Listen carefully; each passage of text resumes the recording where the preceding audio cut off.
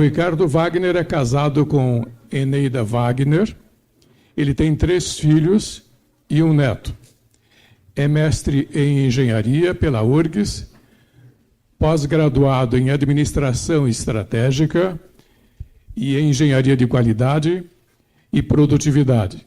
Ele é bacharel em administração e proprietário das empresas Lapele Couros Limitada, da GRW, Participações Imobiliárias, e da empresa de radiodifusão Teutônia Limitada, a Rádio Germânia. Foi responsável pelo planejamento estratégico do município de Teutônia, onde foi condecorado como cidadão emérito. Ele é professor de cursos de pós-graduação universitária, palestrante em conferências, congressos, escolas e universidades. Queremos, então, chamar o Ricardo Wagner para poder falar conosco.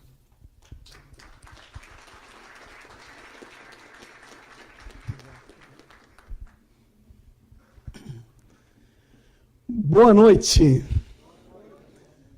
Uma honra estar aqui junto com vocês de novo. E eu falo de novo e me sinto quase que em casa aqui, porque creio que em Porto Alegre é a 3ª vez que já venho na Donep. Para mim é um prazer estar aqui e contando um pouco dessa história que nós vamos escutar hoje à noite. Então eu vejo que algumas pessoas ainda não estão bem sentadas, estão um pouco de lado. Tenta sentar direitinho e ficar bem à vontade. Bem, como foi falado, meu nome é Ricardo Wagner. Hoje eu moro em Teutônia e de quando eu dei essa minha biografia aí, eu tinha um neto, agora eu tenho 2 já.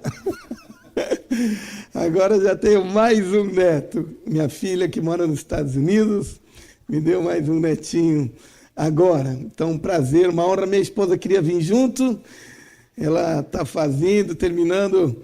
Eu estimulei ela quando os filhos começaram a bater asa, porque ela viveu para os filhos. Eu estimulei ela sempre, ela é formada em administração, estimulei ela, quem sabe, ela tinha sonho de fazer psicologia, e agora está terminando psicologia e está fazendo o TCC dela. Então, quem já fez sabe o que é e tem que entregar agora próximos dias. Então, ela está até aqui, mas manda saudações, né, para todos. Então, uma alegria estar aqui e eu poderia falar de muita coisa hoje à noite. E talvez vou tocar algum assunto sobre liderança que nós vamos falar, e que é a área que eu gosto muito de dissertar, e onde dou palestras e trabalho bastante e formo muitos líderes. Mas esse não é um momento para nós falarmos de uma disciplina, né? Nem a Donep tem esse objetivo, senão nós, em vez de intitular uma janta, intitularíamos um curso, né? E esse não é um curso, é uma janta com uma palestra. E como é uma janta com uma palestra, nós vamos falar, como é o praxe da Donep, sobre a história de vida, ou seja, aquilo que aconteceu na minha vida, as experiências que eu tive, como os outros palestrantes que vêm aqui.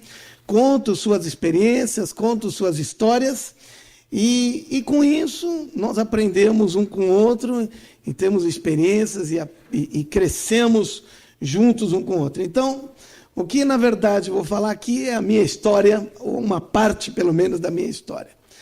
Então, eu no jardim de infância, não vai começar.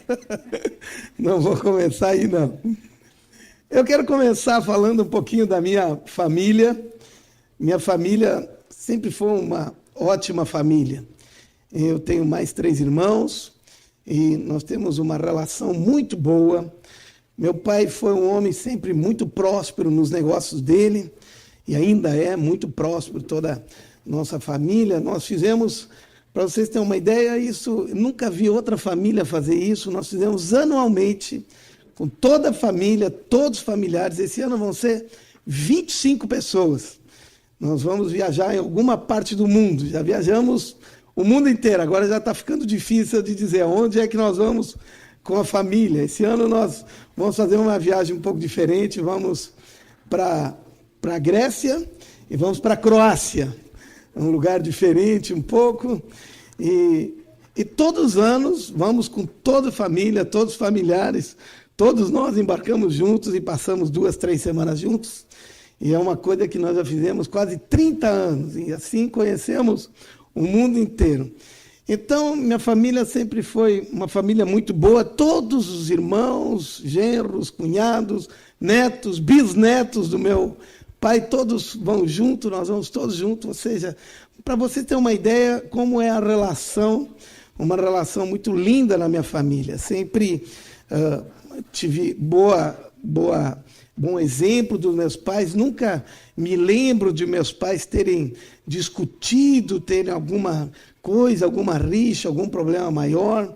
Nunca tivemos nenhum problema maior na família, como uma doença, como alguma coisa, alguma morte antecipada, alguma coisa que denegrisse a família, algum problema entre os irmãos, alguma coisa assim. Nunca tivemos nada disso, ou seja, uma família muito boa de se viver. Eu estava indo muito bem na escola, durante um período fui considerado o melhor aluno da escola, tinha a namorada que eu queria, afinal de contas, tudo aquilo que a grande maioria das pessoas procura na vida, muitas pessoas lutam toda a vida para ter isso, e que eu tinha desde pequeno, nasci e vivi num lar muito bom, e eu tinha isso na minha vida. Ou seja, as pessoas às vezes lutam para ter isso, e eu, não que eu tenha nascido num berço de ouro, mas nasci num berço precioso, vamos dizer assim. E por que estou falando isso? Porque quando a gente tem essa percepção, muitas pessoas ficam lutando, né, por alcançar alguma coisa, e pensando que vão se completar. Eu tinha tudo isso e eu tinha uma percepção dentro de mim. Qual é a percepção que eu tinha dentro de mim? Que estava alguma coisa faltando dentro de mim. Eu ia bem, tinha as coisas, andava bem, tinha um futuro promissor, mas eu sabia, alguma coisa está faltando, alguma coisa não está certo. E eu, de alguma forma, tentava encher isso, mas, logicamente, não tornava isso público. E hoje eu sei de que esse não é um privilégio meu.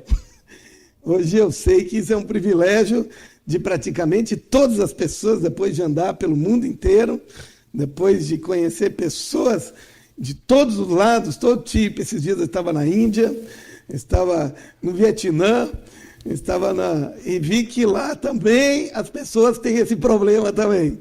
Ou seja, um problema de um sentimento de algo no seu coração que está carecendo.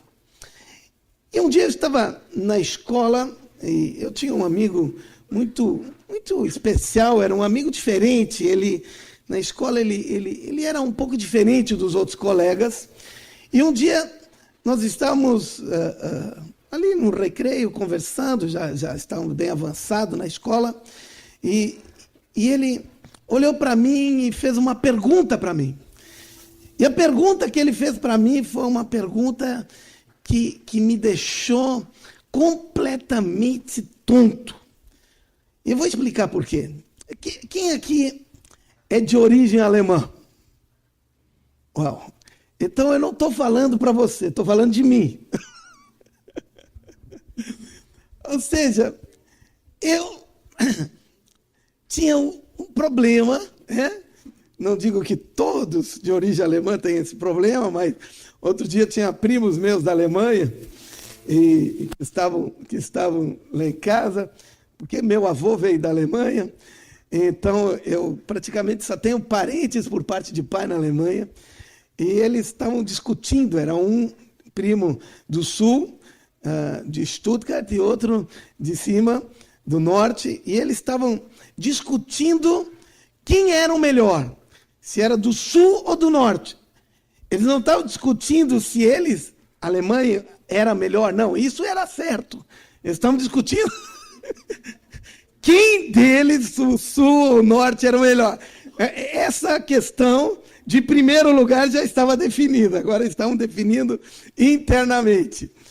Então, quando Marcelo, esse rapaz, amigo meu, fez essa pergunta para mim, me deixou um pouco sem, vamos dizer assim, sem chão, porque ele olhou para mim e disse o seguinte: Ricardo, tu sabe qual é o tamanho do vazio do teu coração?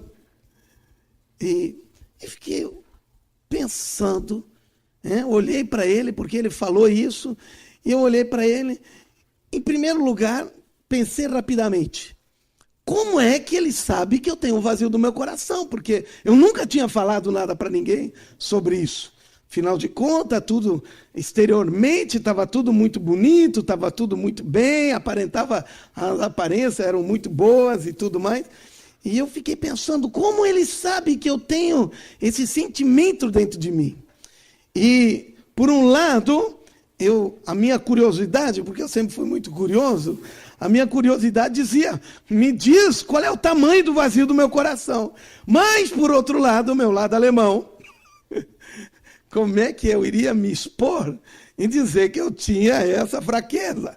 Eu não estou falando dos outros, estou falando de mim. E então uma guerra interior dentro de mim começou a acontecer. O orgulho e a curiosidade começaram a lutar dentro de mim. E quem será que ia ganhar? A curiosidade para saber qual era o tamanho e o orgulho dizendo assim, mas como tu vai te expor agora? E graças a Deus a curiosidade ganhou, venceu do orgulho. E eu, então, bem baixinho, perguntei para ele, qual é o tamanho do vazio do meu coração? E Marcelo olhou para mim e disse, o tamanho do vazio do teu coração é o tamanho de Jesus. Eu não entendia nada disso naquela época. E ele disse assim, e se Jesus entrar no teu coração, não vai ficar frestinha de nenhum lado. Vai completar 100%. E fiquei escutando aquilo, e ele falou mais algumas coisas. Aquilo era um pouco estranho para mim, apesar de eu ser de uma família que se dizia religiosa e coisa e tal. Essa não era uma conversa normal para mim, e normalmente não tinha esse tipo de conversa com meus amigos. Um outro dia, nós tivemos um período livre, e ele me convidou e disse, Ricardo, vamos bater um papo. E eu já sabia qual era o assunto, porque era aquele assunto de novo, que ele de vez em quando vinha e falava daquele assunto. E naquele assunto, eu não tinha nada que fazer mesmo. Eu disse, tá bom, vamos conversar. Sentamos num banco de praça, debaixo de uma árvore frondosa, bonita. E ele começou a falar para mim sobre esse assunto, do vazio do meu coração, de que Jesus entrava no meu coração, que era do tamanho, que não sobrava frestinha nenhuma, que não sobrava nada de nenhum lado. E ele disse assim, Ricardo, tu não quer convidar Jesus para entrar no teu coração e preencher esse vazio que tu tem? Naquele momento, eu já sabia que isso teria consequências. Ou seja, alguma coisa teria algum compromisso com esse negócio e tal. E eu não me via muito religioso. Eu disse, Marcelo, esse negócio eu acho que não é para mim. Esse negócio... Mas, na verdade, lá no fundo, o meu problema era, de novo, aquele da origem. Outro dia, a minha mãe mostrou a árvore genealógica dela até 1350. Eles têm um estudo até 1000, tem vários livros, eu tenho fotografia. Se não é fotografia, é pintado desenho num livro do meus... E por incrível, eu fiquei preocupado. Não tinha nenhum que não era alemão. E eu fiquei preocupado porque diz que quando não há miscigenação de raça, começa a deteriorar a raça, né? Bem, agora, lá dentro de mim, estava uma dúvida, porque se eu dissesse para o Marcelo, vamos deixar tranquilo, eu acho que bacana de Jesus entrar no meu coração, mas se eu não conseguisse vencer, se eu não ia conseguir viver aquela vida que eu pensava que ele estava me propondo, eu iria ser um derrotado. E ser derrotado, para mim, absolutamente não fazia parte, né, desse currículo. Então eu disse para o Marcelo assim: Marcelo, eu acho que eu não vou conseguir. Esse negócio não é para mim, não vou conseguir. Daí Marcelo, de novo, foi tão sábio, tão inteligente. Ele olhou nos meus olhos e disse assim para mim: Ricardo, não vai ser tu que vai conseguir. Jesus vai conseguir por ti. Daí eu pensei para mim: se ele não conseguir, problema é dele. Ele que vai ser o derrotado e não eu. Salvei o meu orgulho. Eu disse: então, se é assim, tudo bem. Porque a responsabilidade dele não é mais minha. Então, o problema é dele conseguir ou não conseguir. Então, está tudo certo. Eu disse: não, se for assim, tá bom. Pode ser. E naquele momento, sentado num banco de praça, e ele disse: então, vamos fazer uma oração. Eu fiz uma oração dizendo: Jesus, eu quero te convidar para tu entrar no meu coração, preencher o meu coração, que eu sinto que está faltando alguma coisa. Uma oração bem simples, alguma coisa bem, que não sabia orar, não era, fazia parte da minha vida isso. E eu quero te convidar para vir morar dentro do meu coração, preencher esse vazio. E sabe de uma coisa? Isso fazem quase 40 anos atrás, 30 e tantos anos. E eu posso garantir para vocês hoje, não sobrou frestinha de nenhum lado, até hoje.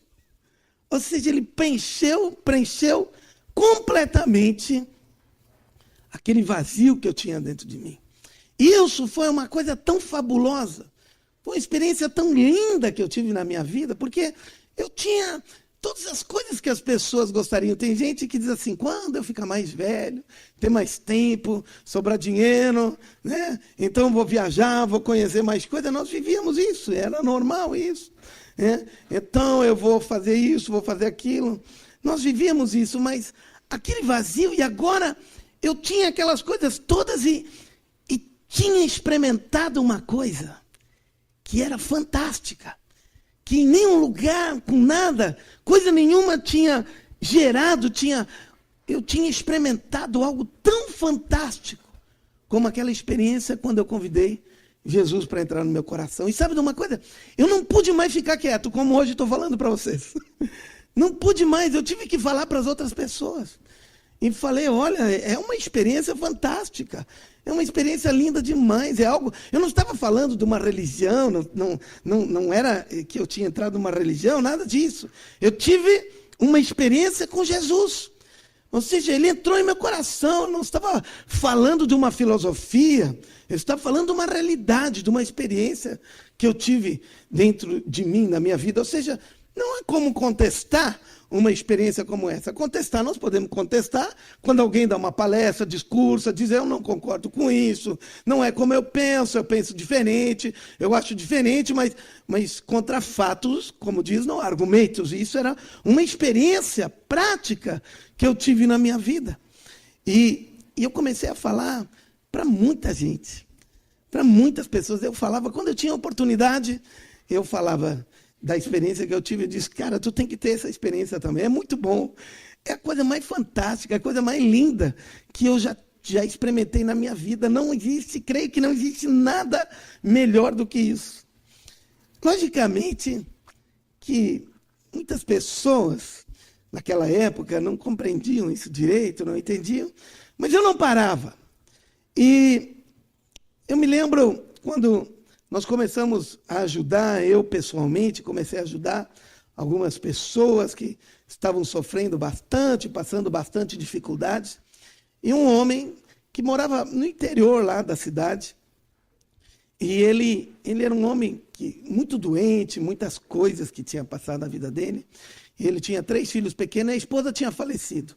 E eu ia para lá quase que mensalmente. Eu ia para lá, levava mantimento para ele, levava um rancho, alguma coisa assim, levava roupa para os filhos, caderno para a escola, né, alguma coisa, porque ele não podia trabalhar muito, ele não podia fazer muita coisa, era doente, tinha muitas coisas.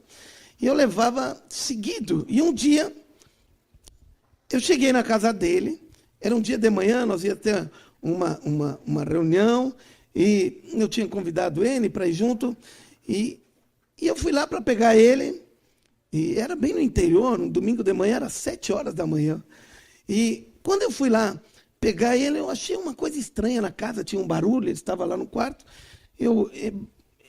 Como eu sempre ia pela porta de trás, bati na porta de trás da casa dele, e eu escutei um barulho, daqui a pouco ele sai do quarto e chega para me receber, mas a princípio eu pensei que ele ia estar pronto para nós sair, mas ele estava um pouco, né, não estava arrumado, e daí ele disse assim, entra aqui, espera, senta aqui, que eu vou me mudar, e tu senta aqui. Ele tinha preparado uma cadeira entre o fogão e o refrigerador, tinha colocado uma cadeira ali, e eu disse para ele, não, te espera aqui fora mesmo, que tinha mais alguém no carro junto comigo, eu disse, eu te espero aqui. Ele disse, não, entra e senta aqui nessa cadeira.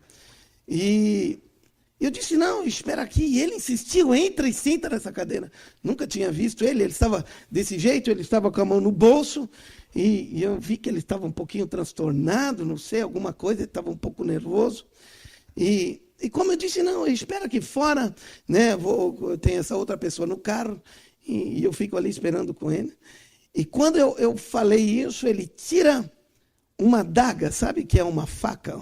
Aquelas dagas, antigamente, eu me lembro quando o meu pai, ele ganhava, às vezes, brinde dos postos de combustível, uma faca que parecia que o cabo dela era de osso. Não era de osso, era um tipo de um plástico assim, que parecia um osso, uma faca. E esse cara usava essa faca para matar porco e para essas outras coisas tudo. E ele tira essa faca do bolso, ele estava segurando ela, ele tira essa faca do bolso e, sem falar nada, simplesmente me apunhala aqui, e aprofunda, coloca toda a faca aqui dentro, 14 centímetros. Entra aqui dentro e ele tira a faca daqui e enfia aqui no meu peito. Aqui entrou no pulmão, cortou uma veia que tinha aqui, e foi profundo, foi muito profundo aqui, 14 centímetros. E aqui cortou 2 costelas, fígado, peritônio, cortou muito, foi bem profundo. E talvez vocês estão pensando, mas qual é a sensação que se tem diante de um momento como esse? Eu posso dizer para vocês, sabe quando a gente está escutando um som e alguém pega e tira da tomada e o som faz é assim que a gente se sente. E parece que alguém tirou a gente da tomada.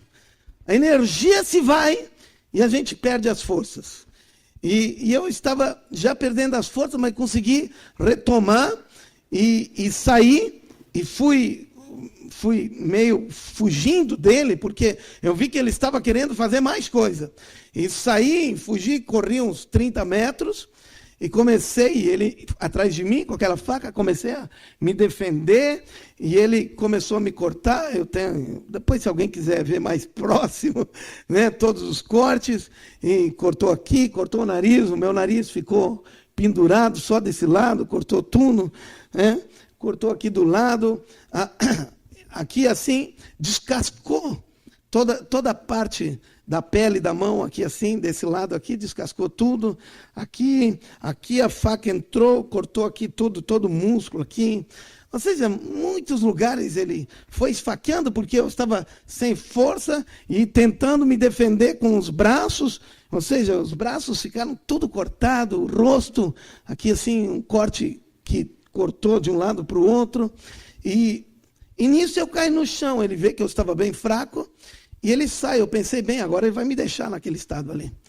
E quando eu vejo e estou ainda com os olhos, consigo ver alguma coisa, então ele vai, e quando eu vejo ele voltando, ele vem com uma picareta. Sabe o que é a picareta, né? É uma enxada pontiaguda. E eu já sabia. É para mim. Isso eu consigo me levantar, eu conseguia me apoiar, a mão não conseguia apoiar, mas o braço eu conseguia apoiar no chão, me levantei e comecei a correr do lado da rua, mas era interior, não tinha nenhuma casa muito perto, e comecei a correr, e ele correndo atrás de mim, correndo.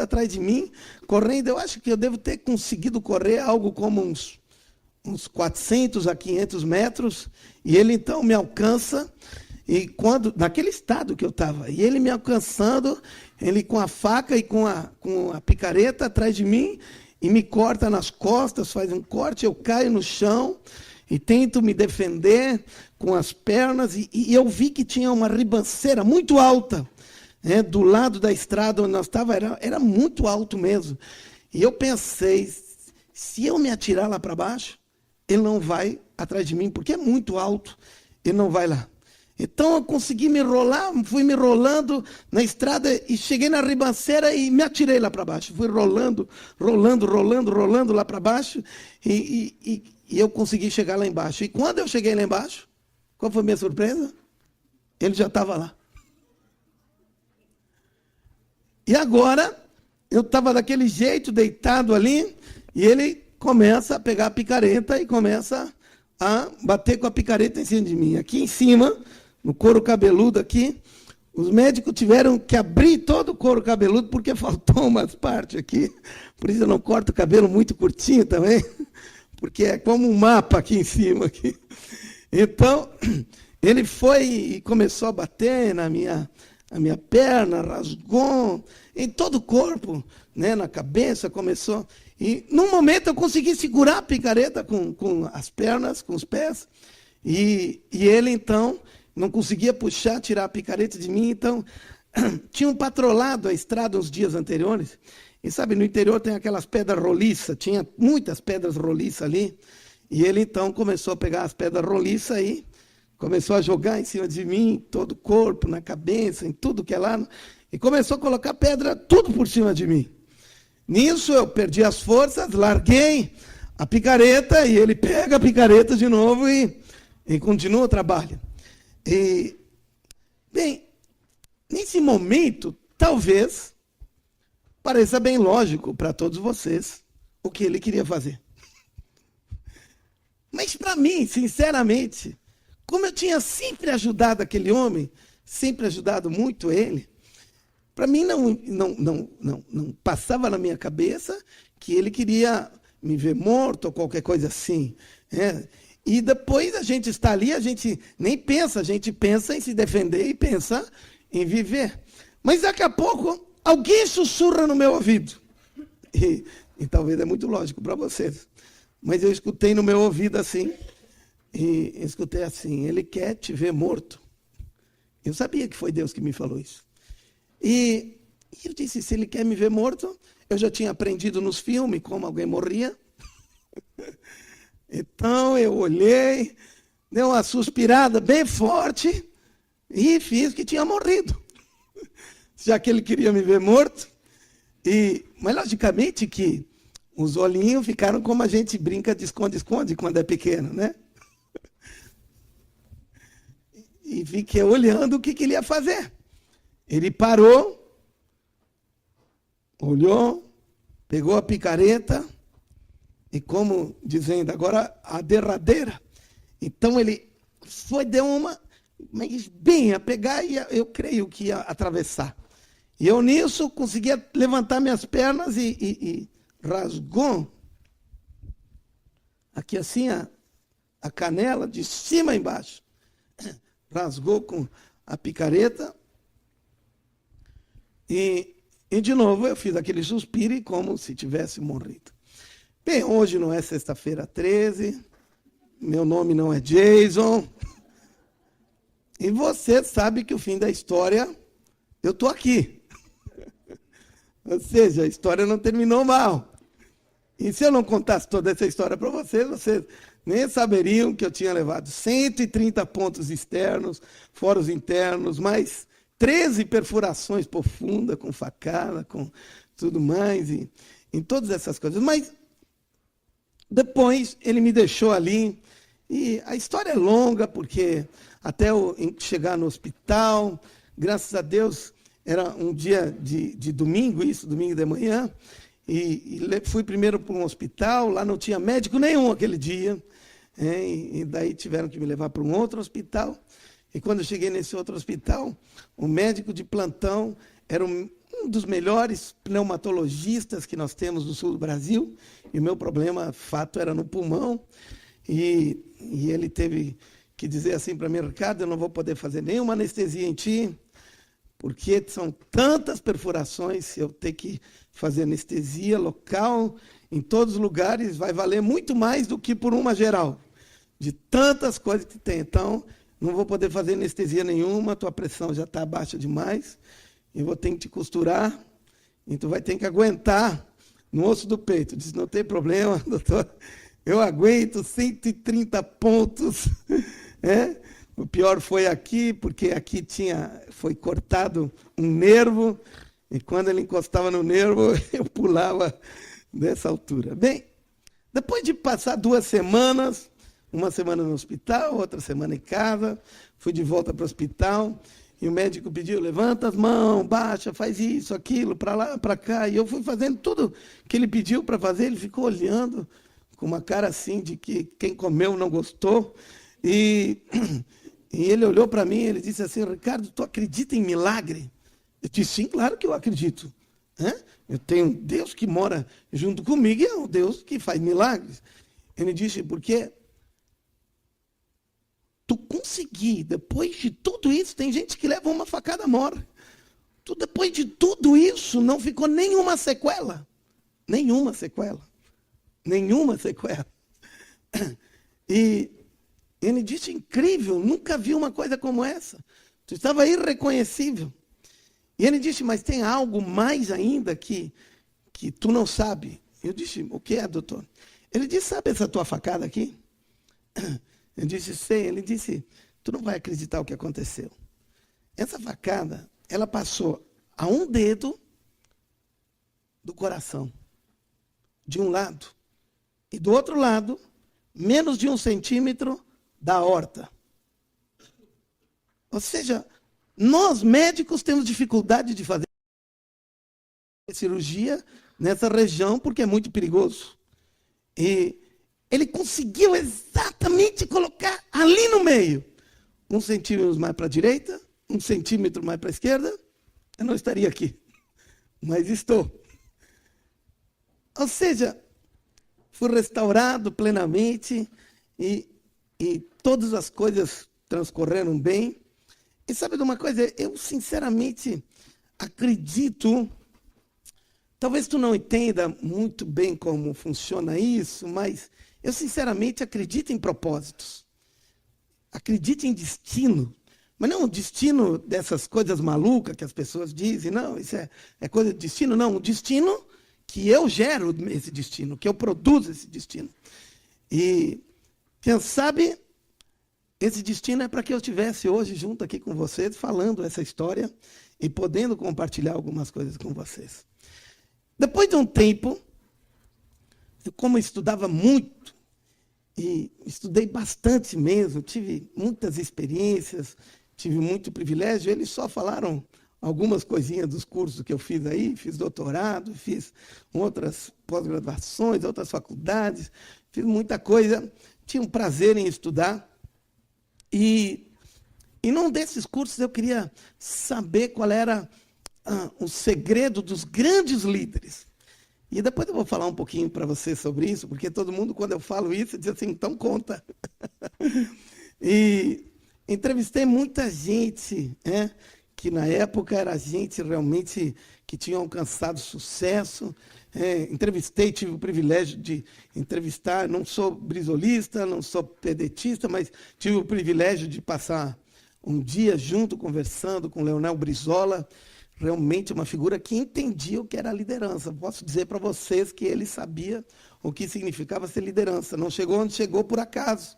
De uma família que ele perdeu o pai com 1 ano de idade, tinha 5 filhos, sobrou para a mãe se casou com um outro homem que também tinha 5 filhos, era viúvo, agora eles eram 10 crianças e não tinham uma escola. E com 23 anos já era deputado, já era engenheiro, ou seja, foi algo realmente, quase foi presidente da República, foi governador do nosso estado E depois voltou para o Brasil da anistia. Em 3 meses formou um partido e se tornou governador de um estado que não era o estado dele, do Rio de Janeiro. Até hoje eu fico pensando, como pode? Imagina um gaúcho hoje ir para o Rio de Janeiro, já velho, e se tornar o governador de lá. É quase uma coisa incalculada, quase. Pois bem, ele foi entrevistei muitos líderes, muitos, passei dias, tive o privilégio de estar aí. Com isso, realmente trabalhei muito e aconteceu alguns fatos ali. E eu comecei a sentir uma dor muito grande no meu estômago, mas uma dor bem forte mesmo. E eu nunca tinha sentido nada, sempre tinha uma saúde boa. E naquele momento, eu não conseguia mais tomar nem chimarrão, eu não sabia o que era isso. E daí eu marquei meio de imediato para o médico, fui lá no médico, ele disse, vamos fazer uma endoscopia. Quem já fez endoscopia aí? Ixi. Só que eu queria ser muito corajoso, e o médico disse, vamos fazer uma anestesia. Eu disse, não, doutor, eu quero ficar acordado. Eu quero ver tudo que aparece ali. Uau, nunca mais faço isso. E quando ele fez a endoscopia, o estômago todo vermelho. Gastrite aguda, muito forte. E ele me deu, então, os comprimidos. Ele disse, o Ricardo tem que tomar todos os dias, assim, me deu. E eu fui, e logo comecei a me sentir melhor, passou, né, no final de um mês, terminou aqueles comprimidos que ele havia me receitado, eu pensei, agora estou bem, está tudo certo, e não preciso mais tomar comprimido. E eu parei de tomar, e o que aconteceu? Meu Deus, no outro dia estava pior que lá no início. Marquei sair correndo de novo. Doutor, o senhor precisa me dar mais alguma coisa? Ele disse, tu parou de tomar assim, não podia parar, tem que ser devagarinho. E me receitou de novo. E tomei mais um mês aqueles comprimidos, pensei que estava bom. Terminou o segundo mês, os comprimidos. E de novo parei de tomar. Meu Deus. Pensei que ia morrer. Corri de novo, me deu de novo. 3 meses tomando aquele negócio. Eu disse, não.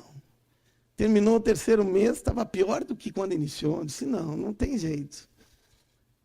Eu disse, eu tenho um Deus que mora junto comigo, Ele me ajuda, Ele fez tantos milagres no passado, Ele é um Deus que tem poder, se Ele tinha o poder ontem, Ele tem poder hoje também. E daí, eu disse, Deus, é o seguinte, eu dei oportunidade para o médico, funcionou bem, mas não resolveu o problema. E agora é o seguinte, tu curou tanta gente, e agora é o seguinte, eu sou alemão, sou teimoso por natureza, então é o seguinte, eu não vou desistir de orar e de pedir para ti, ficar diante de ti pedindo até que tu me curar. Então, se tu não quer um cara que fica te importunando tanto, me cura logo, estão resolvido com esse negócio. Não vou te importunar muito, porque eu não vou desistir, sou alemão, teimoso. Em uma semana, realmente estava 100% curado. Já podia tomar chimarrão, comer carne, tomar refrigerante de novo e todas as outras coisas. E eu aprendi de que uma coisa importante, eu queria compartilhar isso com vocês agora, que acreditar em Deus é uma coisa inteligente. Olha o que eu estou dizendo. Acreditar em Deus não é uma coisa para pessoas místicas. Místico não acredita em Deus. Místico acredita em alguma coisa. Acreditar em Deus é algo inteligente. Deixa eu explicar. Dentro desse trabalho que eu fiz de liderança, eu aprendi uma coisa muito importante. Aprendi sobre confiança. Ou seja, a principal característica de qualquer líder é a sua credibilidade.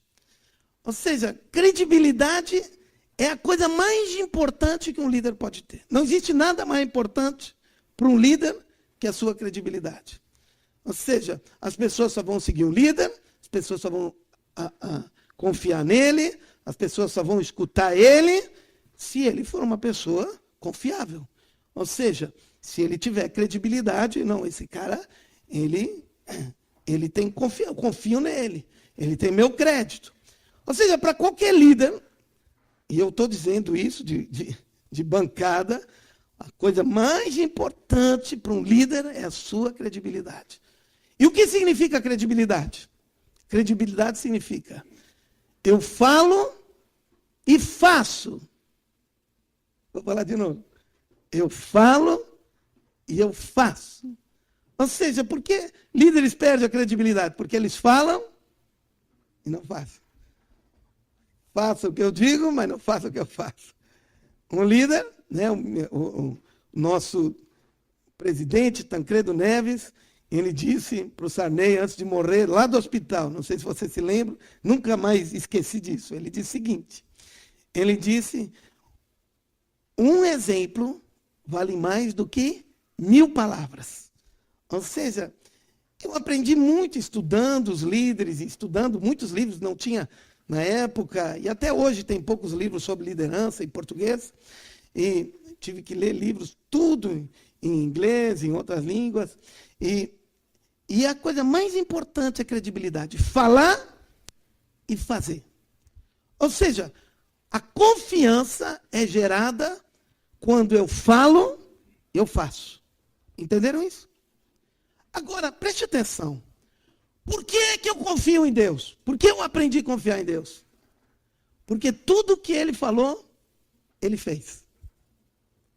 Ou seja, é inteligente confiar em alguém que fala e faz? Muito inteligente. Ou seja, o difícil é confiar em alguém que só fala, mas nunca viu fazer nada. Mas tudo aquilo que ele falou, ele cumpriu. E continua cumprindo. Ou seja, confiar em Deus é uma questão de inteligência. Ou seja, as pessoas inteligentes, automaticamente, quando veem isso, dizem: é impossível não confiar nele. É impossível não dar crédito para ele. Porque aquilo que ele disse, ele fez.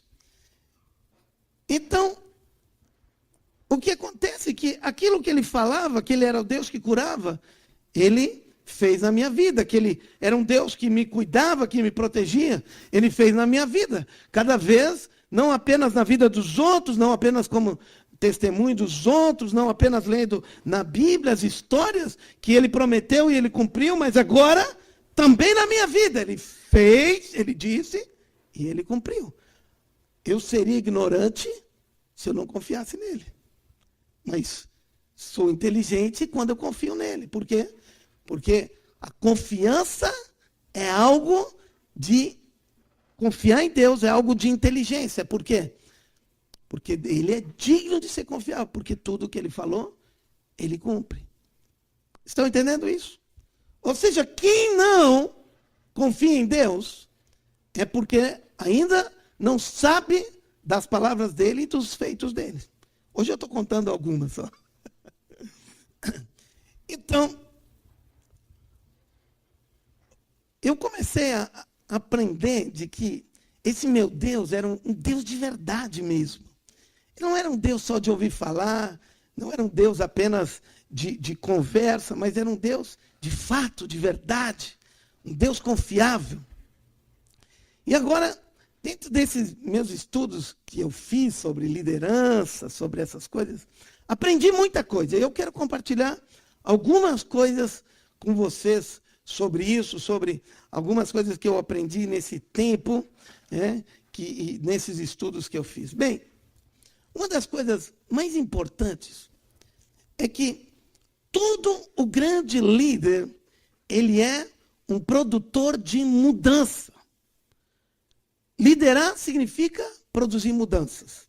Liderar não significa cuidar para que a coisa ande bem, que a coisa caminhe, isso é gerenciar. Isso é, cuidar. Liderar significa produzir mudanças. Se nós não produzimos mudanças, não levamos um grupo social para uma situação diferente daquela, que estava antes, nós não estamos liderando. Nós só estamos gerenciando aquele grupo no status quo que eles se encontram agora. Não estamos liderando, estamos apenas gerenciando. Estão entendendo qual é a diferença? Então, todo líder, ele, sobretudo, ele é uma pessoa visionária. Por quê? Ele está levando por uma situação diferente daquela, um grupo social, uma situação, ou qualquer coisa, daquela que ele encontrou. Ele encontrou assim, e agora ele está liderando para trazer para uma nova situação. Para trazer para essa nova situação, todo líder precisa ser visionário. Ele precisa antever essa situação para trazer o povo, para trazer as estruturas, as organizações para essa nova situação. Ou seja, todo líder precisa ser visionário e precisa ser um artista na geração de mudanças. Então, quando eu fui fazer um mestrado, fiz um mestrado sobre mudanças em grupos sociais. Como se faz mudança? Se a especialidade de um líder é fazer mudanças, eu disse, eu vou ter que ser especialista. Se eu quero ser um líder, eu preciso ser especialista em mudanças. Então, comecei a estudar mudanças. Por isso que eu fiz o planejamento estratégico da minha cidade, coordenei, foi um trabalho muito grande que fizemos com as cabeças do município todo, e agora, inclusive, o prefeito da cidade me pediu para me ajudar, estou ajudando ele no planejamento da cidade hoje. E por quê? Porque estamos produzindo mudanças. Ou seja, todo grande homem, toda liderança, toda pessoa diferenciada é um gerador de mudanças. Ele produz mudanças. Ou seja, as pessoas com quem eu convivi, que eu entrevistei, que eu analisei, eram pessoas que viveram mudanças. Estão entendendo o que eu estou falando? São pessoas... E para isso, para fazer mudanças, precisa ter muita coragem. Ou seja, mudanças não é qualquer um que faz. A grande maioria tem medo de fazer mudanças. A grande maioria das pessoas tem medo da mudança, porque tem medo do desconhecido. Não tem segurança na mudança. Tem medo de fazer mudanças, tem insegurança. E se não der certo, e alguma coisa não funcionar bem, e assim por diante, então tem medo de produzir a mudança. Mas toda grande pessoa, todo grande líder é um gerador de mudança. E o que é que essas pessoas mudam? Elas, quando percebem que existe alguma coisa melhor, quando elas conseguem ver, vislumbrar que há alguma coisa melhor, elas estão dispostas a pagar o preço. Estão me entendendo o que eu estou falando? Elas pagam o preço pela mudança. Elas não têm problema com o status quo. Elas não têm problema, os grandes líderes, as pessoas diferenciadas, elas não têm problema em produzir as mudanças. Por quê? Porque ela está vendo que aquilo é melhor. Talvez, no meio, não pareça o melhor, mas ali na frente, as pessoas vão ver, é melhor, ela consegue perceber, ela consegue antever. Então, todo líder, toda pessoa que é um grande líder, ele é uma pessoa, sobretudo, corajosa. Ou seja, para fazer mudanças, precisa se ter coragem. Estão entendendo o que estou falando? Ou seja, se não se tem coragem, se é medroso, se deixa o medo vencer a coragem, então não se consegue fazer mudanças, não se consegue liderar. Mas isso não acontece só no mundo dos negócios, isso não acontece só no mundo daquilo que a gente faz, no nosso dia a dia, nas empresas, no comércio, no serviço, naquilo que a gente está envolvido, mas isso acontece em todas as áreas da vida de uma pessoa. Muitas vezes as pessoas anteveem, conseguem perceber que há alguma coisa melhor, mas tem medo da mudança. Não tem coragem de mudar. Por que o meu status quo? E que é isso e aquilo? E agora está tão bom aqui, eu estou tão tranquila aqui, agora mudar, para quê? Agora, o grande líder, a grande pessoa, a pessoa diferenciada, é a pessoa que faz mudança. Por que eu estou falando isso para vocês aqui? Porque eu vim falar a história da minha vida. E estou contando sobre mudança, sobre liderança. Sabe por quê? Porque eu não vim aqui hoje, por acaso. Vou contar mais rapidinho uma história para vocês. Eu sou contador de história. Eu vim do Paraná hoje de manhã para estar aqui com vocês. Estava no Paraná ontem de noite. Quando eu era um menino, tinha 11 anos de idade, havia um grupo de escoteiros na minha cidade, e meus primos faziam parte desse grupo. meu pai, nós estávamos viajando e passamos exatamente onde eles estavam acampando. E era o Morro do Chapéu. Não sei se alguém de vocês conhece o Morro do Chapéu, em Itabaí, na região de Itabaí, antes de entrar para Taquari, para Lajeado, na Polícia Rodoviária tem o Morro do Chapéu ali. É que nem o chapéu morro, assim, tem a parte de cima e depois ele abre. E eles estavam acampados ali.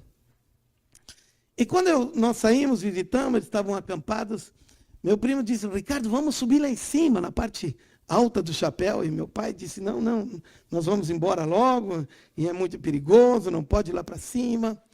E ele disse assim, então vamos fazer o seguinte, vamos dar uma volta em redor, né, daquela parte mais alta do morro. E eu disse, e aquilo meu pai me deixou dar uma volta com ele, sabe, menino, estava... E quando nós estávamos dando uma volta, quando chega quase no finzinho, tinha um paredão bem alto, era uma parede, era rocha, até lá em cima. Não tinha outra coisa, se conseguia ver até lá em cima a rocha. E quando nós estávamos caminhando, daqui a pouco eu escutei um barulho muito grande, muito forte. Fiquei um pouco tonto, não conseguia mais me mexer. Fiquei parado, estagnado, queria levantar meus pés, não conseguia levantar, estava meio tonto. O meu primo que estava do meu lado ficou apavorado, eu não sabia o que era que tinha acontecido, eu não conseguia mais caminhar, não conseguia fazer nada, e eu estava ali daquele jeito, e o meu primo me pega, e eu com um pé não conseguia, e só com o outro pé, e eu fui mancando, e já ele veio gritando, já veio um monte de gente, eu me deitei no chão, eu não sabia nada que estava acontecendo, porque tinha tonteado. E daí quando eles abriram meus tênis, nem precisaram abrir, lá em cima tinham os meninos, 3 meninos que estavam acampando. E eles tinham uma área que tem pedra de areia. Então tem aquelas lajes grandes. E 3 meninos pegaram uma laje bem grande daquelas e jogaram lá para baixo. E a laje caiu exatamente onde eu estava caminhando. Passou aqui na frente, rasgou no meu pé e explodiu, rasgou na minha perna e explodiu no meu pé. Explodiu o meu pé. Literalmente, o tênis que eu tinha, explodiu o tênis. Rasgou todo. A pressão foi tão grande, a pedra era tão grande, explodiu. Tudo que tinha dentro do pé, explodiu e saiu para fora do pé. Tudo saiu, rasgou de um lado até o outro. Bem, então, quando eu cheguei no hospital, me levaram para lá, o médico que era de plantão era o pai do menino que atirou a pedra. Por que eu estou contando mais isso para vocês? Lembra que eu creio em propósitos? E eu creio que Deus me cuidou, que eu estivesse aqui. E podia contar muito mais histórias, justamente para contar essas experiências para vocês hoje. E hoje eu queria te fazer um desafio. Eu queria que vocês ficassem de pé.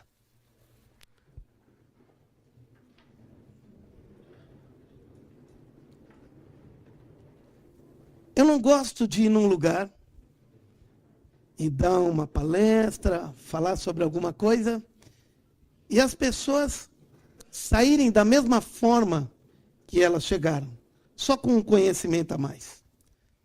Nós fomos muito influenciados pela filosofia grega, e a filosofia grega diz que ensinar é transmitir conhecimento. Ou seja, para os gregos e para a nossa sociedade, ensinar é transmitir conhecimento. Se eu quisesse, eu poderia ter escrito um livro, e como eu tenho essas coisas praticamente tudo escrito, eu poderia mandar para vocês por e-mail, ou poderia contar num vídeo, vocês escutarem em casa, quem sabe deitado na cama, comendo alguma coisinha boa. Mas vocês não vieram aqui simplesmente para eu transferir algum conhecimento, alguma experiência minha. Eu acredito muito mais no que significa ensino para, por exemplo, os hebreus. Para os hebreus, ensinar é gerar dedicação. Ou seja, sempre quando se ensina, não é para transmitir conhecimento, é para causar alguma coisa nas pessoas. Eu, quando falo, quando dou uma palestra, quando conto algumas coisas, eu não só conto para transmitir conhecimento. Eu conto para gerar alguma coisa, para gerar uma experiência naqueles que estão me escutando, naqueles que estão ouvindo. Então, hoje, eu queria te fazer um desafio. Eu falei para você lá no início, de que quando Jesus entrou no meu coração, ele preencheu o vazio do meu coração. E como eu falei para vocês, hoje eu sei que isso não era um privilégio meu ter esse sentimento de vazio no seu coração. Inclusive até surgiu uma psicologia, que é psicologia existencialista, né, baseada em Viktor Frankl, que ele fala sobre isso, que todos os homens têm essa necessidade, esse vazio dentro do seu coração. E eu sei que todos os homens têm. Mas eu aprendi uma coisa. Com essa minha experiência e com o que eu pude compartilhar isso para as outras pessoas, hoje milhares e milhares de pessoas dizem a mesma coisa. Não por causa de mim, mas porque tiveram essa experiência com esse Deus. Eles dizem, eu também convidei Jesus para entrar no meu coração, que estava vazio, e ele preencheu, e não sobra frestinha de nenhum lado. E hoje eu queria te fazer um desafio. Eu estou te dizendo, como eu falei, eu estou te dizendo uma coisa, não apenas uma filosofia. Estou falando de uma experiência. Estou falando uma coisa que é um fato. E agora é um desafio. Tu diz assim, puxa, eu gostaria disso também. Gostaria que esse vazio, gostaria que essa necessidade interior que eu tenho, né, gostaria que fosse preenchido também. Mas lembra que eu falei para vocês que mudanças é muito difícil de fazer. As pessoas têm dificuldade de fazer mudanças porque desafia o seu status, muitas vezes pensam coisas como é, como não é e assim por diante. Mas hoje eu queria te fazer um desafio porque eu estou diante de uma plateia seleta. Se fosse uma plateia lá na vila, não estaria falando assim. Por quê? Porque eu estou diante de homens e mulheres de negócio, gente que são líderes da nossa sociedade. Ou seja, líderes da nossa sociedade são gente corajosa.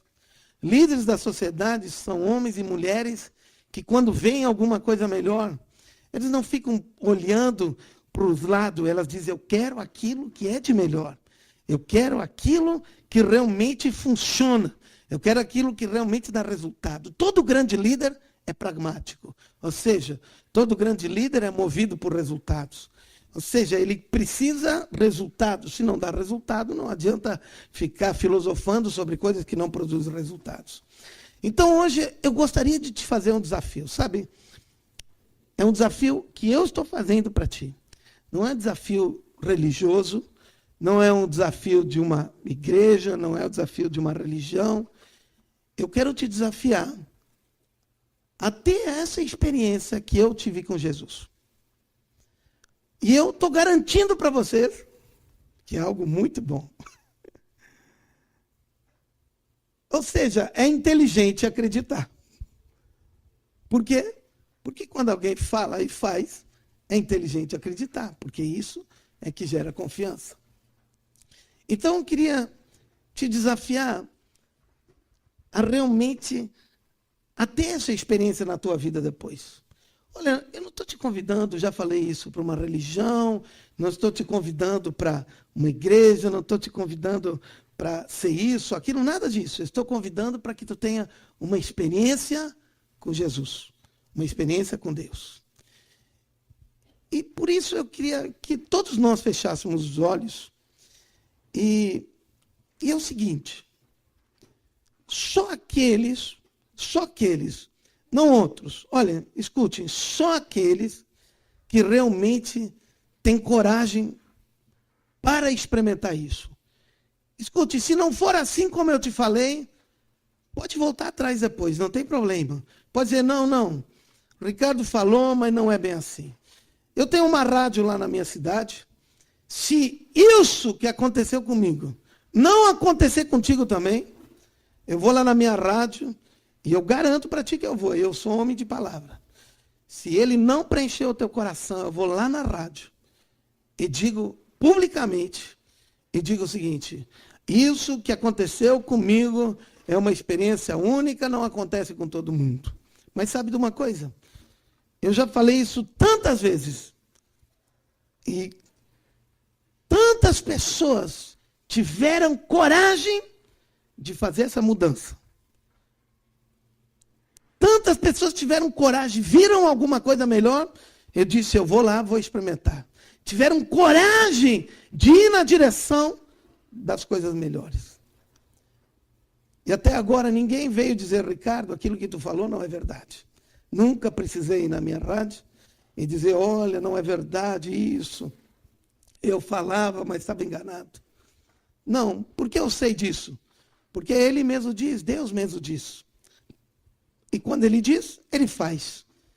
Ele é digno de confiança. Por isso eu acredito nele, porque tudo aquilo que ele diz, ele faz.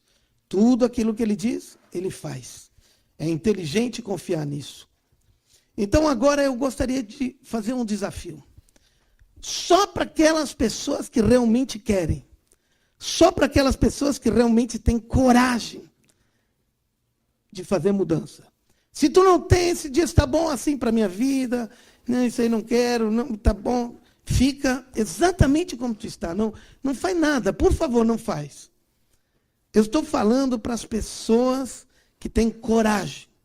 Eu estou falando para as pessoas que são líderes, que querem o melhor, não apenas para os seus negócios, mas para a sua vida, para tudo aquilo que envolve a si mesmo. E se tu tiver esse desejo, essa vontade, essa coragem, é o seguinte, eu vou contar até 3 aqui, ok? Quando eu contar até 3, depois de 3 eu vou dizer já. Se tu tiver coragem, mas lembra, sinceramente, eu não quero que seja uma pessoa assim, não, eu vou fazer também e tal, estou aqui. Não vai acontecer nada, querido. Porque só acontece mudança para quem tem coragem. Quem não tem coragem, ele diz que vai, mas não vai. Ele diz que vai acontecer, mas não faz acontecer. Mas os corajosos dizem, eu vou fazer, e por isso que eles são líderes.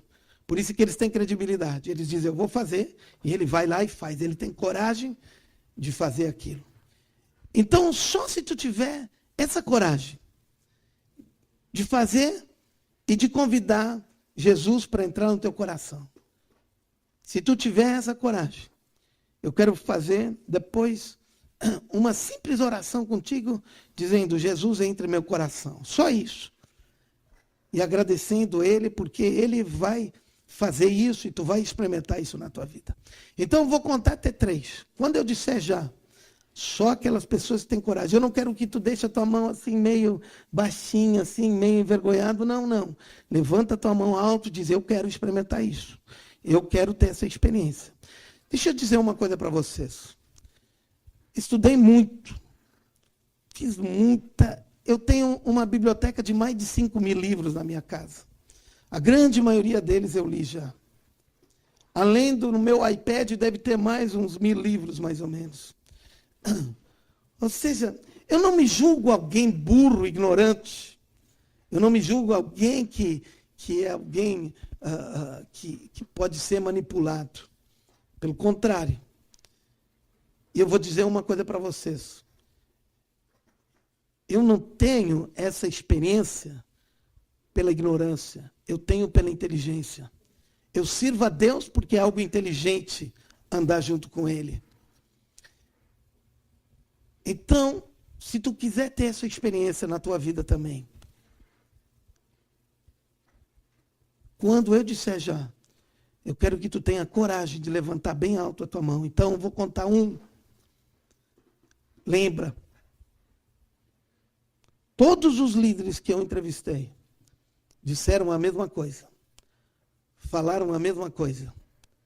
Todos eles eram líderes porque eles tinham uma visão alguma coisa melhor que eles queriam para si e para aqueles que estavam com ele. 2. E eles tomaram uma decisão de ir naquela direção. De ir naquela direção daquilo que eles viram que era melhor. Eu vou depois dizer 3 e quando eu disser já, eu quero que tu, se tu tem essa coragem também, se tu queres dizer, eu estou disposto a ter essa experiência. Quando eu disser já, eu quero que tu levante a tua mão com muita ousadia e intrepidez. Mas só aqueles que realmente querem. Só aqueles que realmente querem. De novo, só aqueles que querem, porque eu não estou aqui vendendo um produto barato. Eu estou vendendo o melhor produto. Eu estou dizendo que isso é o melhor. Então, só para aqueles que querem mesmo. Então, 3. Se tu realmente queres experimentar isso, tem coragem de dizer, eu quero experimentar, não importa o que eu penso, não importa as minhas experiências anteriores, não importa as coisas que me falaram, mas eu quero ter essa experiência de convidar Jesus para entrar no meu coração, porque eu sei que eu estou precisando de alguma coisa para preencher meu coração. Então agora, quando eu falar essa palavra, se tu tiver coragem, mas só se tu tiver coragem, eu quero que tu levanta a tua mão com ousadia e com intrepidez. Já! Deixa levantada a tua mão. Assim como está. E assim como vocês estão agora, com a mão levantada, eu gostaria que todos juntos, todos nós juntos, fizéssemos uma oração. Aqueles que não têm mão levantada, não tem problema, façam junto a oração. E aqueles que estão com a mão levantada, façam essa oração com muita intrepidez, com muita ousadia, com muita firmeza. Eu quero que tu repita depois de mim, diga assim, Senhor Jesus, meu Deus e meu Pai, hoje à noite, eu quero te convidar para que tu entres em meu coração, para que tu entres em meu coração e na minha vida. A partir dessa noite, eu sei que eu terei uma vida diferente. A partir de hoje, eu sei que esse vazio que estava dentro de mim será preenchido completamente pelo Senhor Jesus. Então, Jesus, eu abro meu coração, entra em minha vida, entra em meu coração, e a partir de hoje, faz parte da minha vida, faça parte da minha vida. Eu quero ser aquela pessoa que eu fui criada para ser. Eu quero ser tudo aquilo, desenvolver todo o potencial que tu me criaste para viver. Eu quero viver dessa forma, junto contigo, porque eu sei que junto contigo serei muito, muito, muito mais forte. Em nome de Jesus. Em nome de Jesus. Deixa a tua mão levantada. Eu tenho aqui uns livretos, mas eu gostaria de falar pessoalmente. Agora eu quero contar uma experiência pessoal com todos aqueles que hoje, pela primeira vez, eu sei que muitas pessoas já fizeram esse convite, né, de ter convidado Jesus para entrar no seu coração, mas hoje, se tu levantou a mão, quero que tu venha rapidinho aqui na frente, eu quero contar uma experiência só para vocês. Sai do teu lugar, vem aqui, pode vir, rápido, vem correndo aqui para frente, sai aí. Aqueles que veio a primeira vez, que estão aqui, que levantaram a mão, venham aqui rapidamente. Quando chegar aqui, pode baixar a mão. Eu quero contar uma experiência muito engraçada que eu tive na minha vida. Pode vir, Não tenha medo, eu quero gente corajosa. Olha, pessoal, vou ser sincero para vocês. Não gosto de gente mesquinha. A Bíblia mesmo diz que os mesquinhos, tímidos, não vão herdar o reino de Deus. Quem vai herdar é gente que tem coragem. Quem vai herdar é gente que tem coragem, que tem inteligência. Olha, preste atenção. Agora que eu vou dizer para vocês. Quando eu casei, foi uma festa linda. E eu fui fazer a minha lua de mel. Primeiro em Bariloche e depois em Ushuaia. E eu recomendo, se alguém não é casado ainda, fazer lua de mel no lugar que é bem friozinho. Quando é calor, a gente fica todo grudando, melecado. Quando é friozinho, a gente quer estar bem juntinho. E em Bariloche, em março, estava nevando. Em Ushuaia, em Bariloche não. E daí casamos, fizemos uma semana de lua de mel, fantástico, lindo. Voltei. E até quando eu casei, eu morava junto com meus pais. E agora nós tínhamos preparado uma casa que nós iríamos morar. Nunca tinha dormido nessa casa, não estava lá. E, bem, então voltamos da lua de mel, fomos para a casa nova, estávamos ali, depois da lua de mel, primeiro dia de trabalho. Eu fui trabalhar e quando voltei do trabalho, eu estava escutando, sempre escutava as notícias, voltava do trabalho, escutando aquele negócio que tinha acontecido durante o dia, né? Todo aquele, os repórteres falando, aquilo tudo. E quando eu me dou conta, eu estava onde? Na frente da casa do pai. Eu olhei para todos os lados, para ver se alguém tinha me visto. Ninguém me viu. Fiz a volta e fui para minha casa. Eu não estava acostumado a ir para lá. Estava acostumado há anos a ir para a casa do meu pai. Já estava no subconsciente, entende? Daí cheguei em casa, numa boa, não falei nada para minha esposa.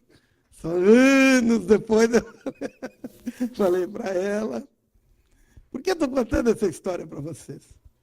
Estou contando essa história porque hoje à noite aconteceu algo como que um casamento. Vocês estão entendendo? Como no meu casamento. Uma mudança. A partir de agora vocês não são mais sozinhos. Jesus está aí junto com vocês, como está comigo. Ele está aí. Aconteceu uma mudança hoje à noite. Entenderam isso? Está claro? Ou seja, a natureza nossa é amanhã pensar que tudo continua igual. E a gente fazer as mesmas coisas. Quando surge um problema, a gente pensa no Chapolin. E agora? Quem poderá me ajudar? Não. Agora vocês têm alguém que garante que está junto com vocês e que vai ajudar vocês, que vai proteger vocês, que vai suprir as necessidades quando tu não vê mais saída, que vai poder te dar paz no teu coração, que vai poder te ajudar, que vai poder te fortalecer, que nos teus projetos, nos teus planos, nos teus sonhos, ele vai estar junto contigo e vai... O maior desejo dele, tu sendo um filho dele, é o desejo que tu tem para os teus filhos. O desejo que tu tem para os filhos é que eles cresçam, prosperem, que eles vão bem. E aquilo que tu puder fazer pelos teus filhos, tu vai fazer para que isso aconteça. Assim é Deus conosco. Tudo que ele puder fazer, ele faz. Tem uma expressão na Bíblia, que da sua plenitude nós recebemos graça sobre graça. E essa expressão eu acho muito interessante, porque essa palavra plenitude é uma palavra grega que chama pleroma. E naquela época, quando foi escrito isso, ela tinha uma conotação diferente que hoje. Hoje nós temos muitos meios de transporte que levam cargas, aviões, caminhões grandes, trens, e carregam muita carga. Naquela época, só tinha navios que carregavam cargas grandes. Então, quando queria se transportar cargas, tinha que ser por navios, não tinha outra forma. Por isso que as cidades antigas, todas elas são à beira de algum mar, à beira de algum rio, alguma coisa, porque para carregar as cargas e para trazer, para fazer o transporte, né, de grandes cargas, precisava ser através de navio. Não era uma charrete que carregava muitas coisas. E quando eles carregavam aquele navio, as pessoas enchiam de pessoas, enchiam de carga, botavam muita coisa e o navio estava abarrotado. E daí eles usavam essa palavra. Ele está na condição de pleroma, está cheinho, está com a carga completa. O que eu quero dizer para vocês? De que Jesus, a Bíblia diz assim que aprove a Deus colocar em Jesus o pleroma de Deus. Ou seja, a carga completa de Deus. Vocês entenderam? Toda a carga, tudo aquilo que Deus tem, está em Jesus. E agora vocês têm Ele no coração de vocês. Entenderam isso? Ou seja, tudo aquilo que tu precisa, a carga está completa. Precisa disso? Tem na carga. Precisa daquilo? Tem na carga. Está completa a carga. E está junto com vocês agora. Por isso ele diz assim, que da sua plenitude, da sua carga, ele nos dá e nos dá graça sobre graça. O que significa isso? Ele diz assim, bem, eu recebi alguma coisa. E daí diz assim, puxa, mas já está bom. Não, ele diz, é graça, agora ele quer dar mais ainda. Ou seja, a partir de hoje, tu pode ter expectativa de sempre Deus fazer coisas melhores e melhores e melhores e melhores para a tua vida. Entendeu? Então agora aconteceu uma experiência. Não volta para casa. Não volta a viver do mesmo jeito. Não volta a dizer, Chapolin. Agora tu tem alguém que tu pode confiar, tu pode conversar com ele, tu pode dizer, Deus, eu estou entrando num projeto aqui. E é um projeto sério, é um negócio grande. E eu preciso da tua mão junto comigo para me ajudar a vencer. Porque vou conseguir construir algo tremendo. Amém? Então, eu queria agora, antes de dar esse livrinho para vocês, queria orar por vocês ainda, ok? Orar objetivamente por vocês. Se agora vocês têm alguma coisa em especial, diz assim, agora eu estou precisando alguma coisa. Nós sempre temos uma necessidade. Às vezes é na família, às vezes é um sentimento no coração, às vezes é uma doença, às vezes é no trabalho, às vezes nos negócios, às vezes alguma coisa não está dando certa, às vezes a gente não está encontrando saída por um problemão que aconteceu, sendo responsável ou não. Mas eu quero que agora tu coloca isso diante dele, tá bom? Pode colocar. Confia nele. Lembra, tu não é mais a mesma pessoa. Tu não está sozinho. A carga toda está à tua disposição agora. Então, se tu tem uma doença, se tu tem uma dor, pode botar até tua mão aonde tu tem doença, dor agora. Tu vai ver que hoje à noite já um milagre vai acontecer na tua vida. Meu Pai, em nome de Jesus, eu te agradeço nessa noite. Porque a experiência que eu tive não foi apenas uma experiência minha, mas essa experiência agora, não por causa de mim, mas por causa de ti. Todas as pessoas têm o direito, todas as pessoas têm a oportunidade de experimentar esse Deus tão lindo e tão maravilhoso. E por isso agora, no nome de Jesus, agora eu ministro sobre a vida de cada um deles que está aqui na frente. Que veio, que disse, Senhor Jesus, entra em meu coração. Eu agora coloco diante de ti a necessidade, a situação, como cada um se encontra. E a partir de hoje, como é que a Bíblia diz, como a tua palavra diz, como tu diz, se alguém está em Cristo, é nova criatura. As coisas antigas se passaram e tudo se fez novo. E agora, eles são novas criaturas. Não são mais iguais. Aconteceu algo tremendo, sobrenatural, na vida deles hoje à noite. e nunca mais serão as mesmas pessoas a partir de agora. E eu te agradeço de coração.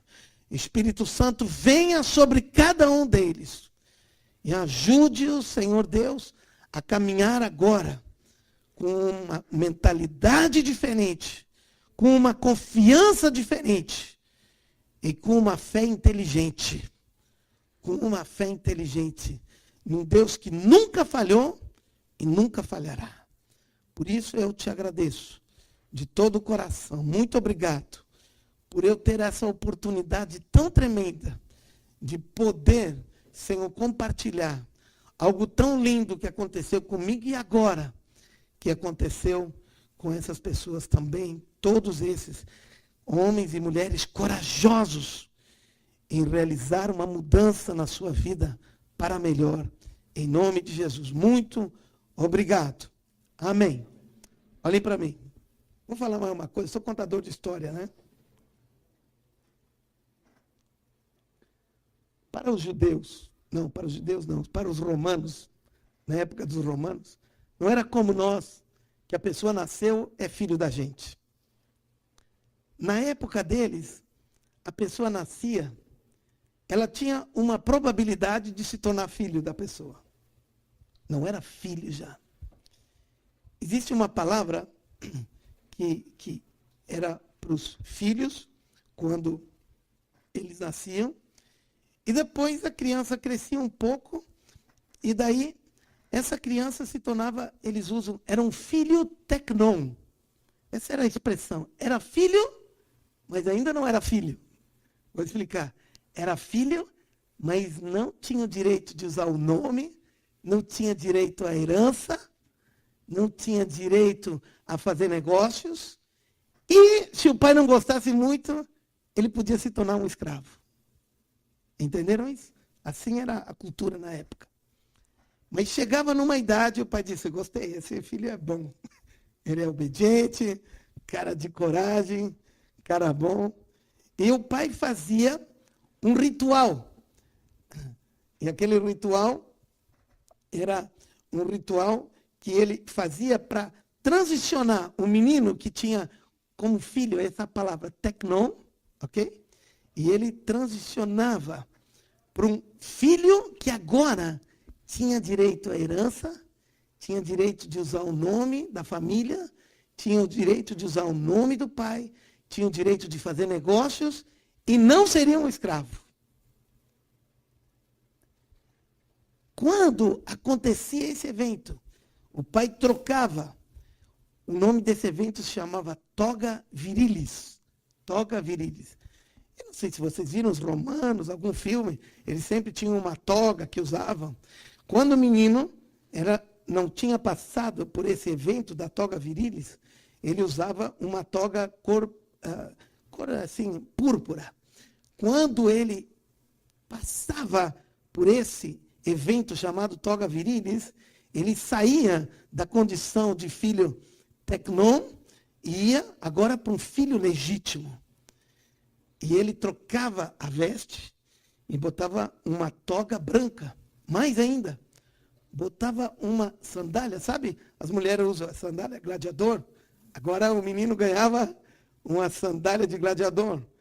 Ganhava um anel da família, que marcava o nome da família, e fazia uma festa. Jesus usou esse exemplo, porque chegou o filho pródigo, e disse, não tenho direito de ser teu filho, quero ser teu escravo, quero ser teu servo. E daí o pai fez o quê? O evento da toga virilis. Não, tu não é escravo. Eu estou te colocando como filho que vai ficar na minha casa. Bem, isso é outra coisa. Mas eu quero que vocês entendam que todos nós, a Bíblia diz que somos descendência de Deus, porque Ele foi quem nos criou todos.